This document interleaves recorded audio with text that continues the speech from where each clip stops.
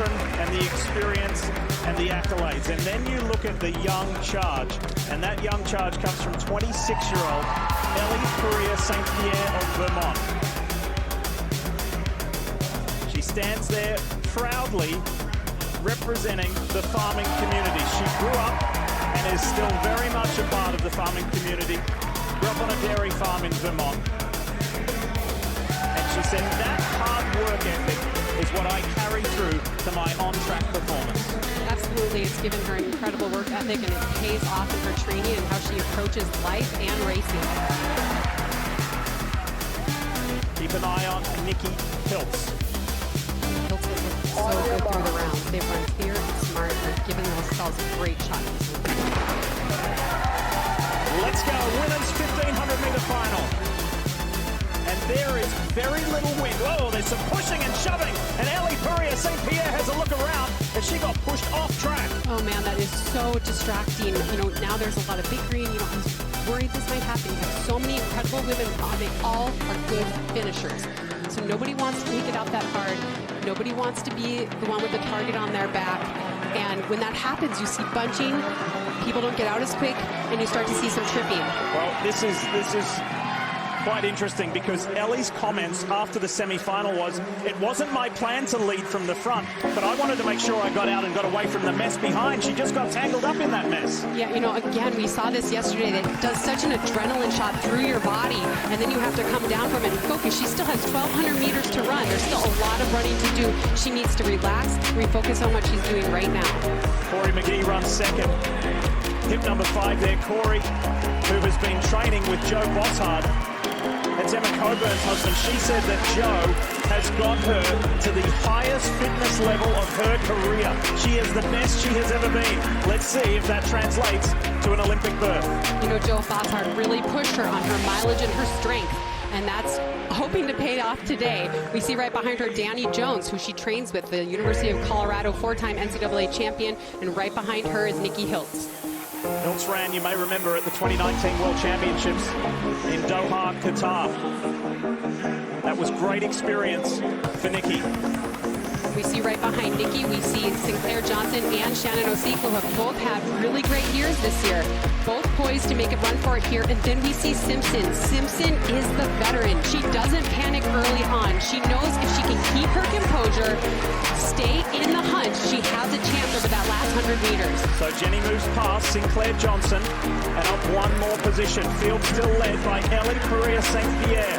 The real ignition point for Purrier St. Pierre was last winter, early 2020, when she broke the American record in the indoor mile. That was a real turning point of her career, a real point of self-belief that she was at that elite level. And look at her run now. You know, Elle Purrier St. Pierre is not messing around here. I talked to her coach, Mark Hugo, who told me she might take this race. She didn't want to leave anything up to risk. She felt comfortable leading from the front. We saw her do this in Mount Sac earlier this year, and he said that was all planned in preparation for this moment right now. Cory McGee ahead of Dani Jones. These two train together.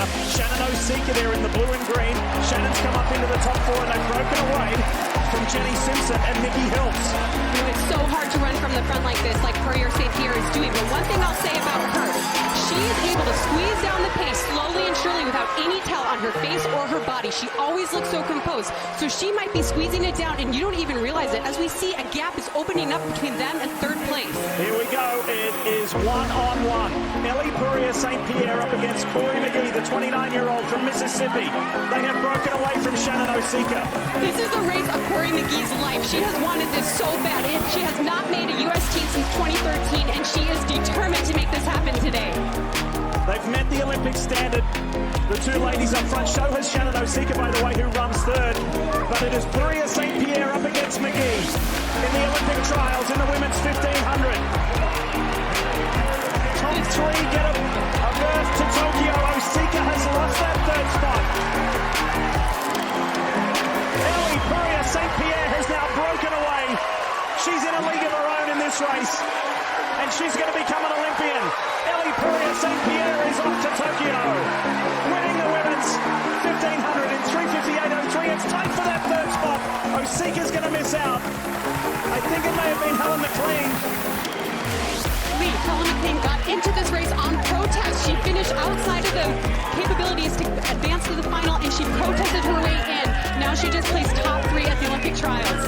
Purrier St. Pierre, Cory McGee, and Helen MacLean, the top 3.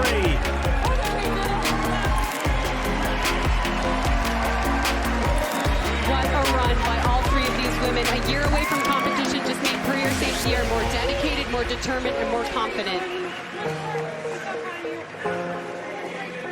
Let's go back to the start of this race and the physicality in the opening meters. Check this out. Look to the right. Elle Purrier St. Pierre. You know, it was like everyone just cut in so quick, and they ended up bumping her right off the track, and she is not happy about it. I can't imagine what went through her mind in the adrenaline surge. And here we see the home stretch. Elle Purrier St. Pierre always looks so relaxed. She looks like she's jogging all the time, and Cory McGee is fighting for the race of her life. And we see Helen MacLean, who almost didn't make this final, finishing, coming down here in 3rd, and she gets the Olympic standard. Here's that race for 3rd. Shannon Osika actually started to come back on MacLean, but MacLean was there. She wasn't going to give it up. She had to go a little quicker and just lean at the end under the Olympic standard, headed to Tokyo. Elle Purrier St. Pierre, it wasn't her first Olympic trials. She said, I'm way different than I was in 2016. I've learned how to manage the nerves and channel that into positive energy. She's victorious. Elle Purrier St. Pierre. And folks have come all the way from Vermont, by the way. She's now going to the Olympic Games along with Cory McGee and Helen MacLean. 3:58.03.